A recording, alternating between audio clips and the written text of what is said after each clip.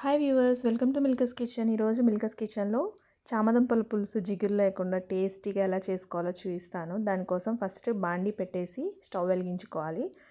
దాంట్లో ఆయిల్ వేసుకొని oil heat అయ్యాక తాలింపు గింజలు వేసుకొని వేయించుకోవాలి. అవి కూడా వేగిన తర్వాత ఉల్లిపాయ, పచ్చిమిరపకాయ, కరివేపాకు ఇవి కూడా వేసుకొని మెత్తగా అయ్యే వరకు వేయించుకోవాలి.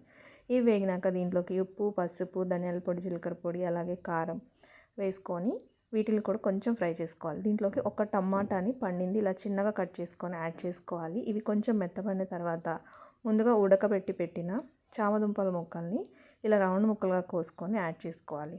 ఇవి వేసిన తర్వాత వీటి మొత్తాన్ని బాగా కలుపుకొని ఫ్రై చేసుకోవాలి.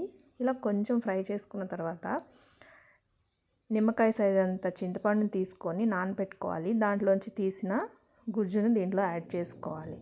ఇవి యాడ్ చేసుకొని మొత్తం ఒకసారి కలిపేసేసి ఉప్పు, పులుపు, కారాలు అన్నీ కరెక్ట్గా ఉన్నాయో చెక్ చేసుకొని చింతపండు గుజ్జు దగ్గర పడి ఇలా నేను వీడియోలో చూపిస్తున్న కన్సిస్టెన్సీ వచ్చే వరకు ఉడకపెట్టుకుంటే ఎంతో టేస్టీగా ఉండే చామదుంపల పులుసు రెడీ అయిపోయింది. Thank you for watching.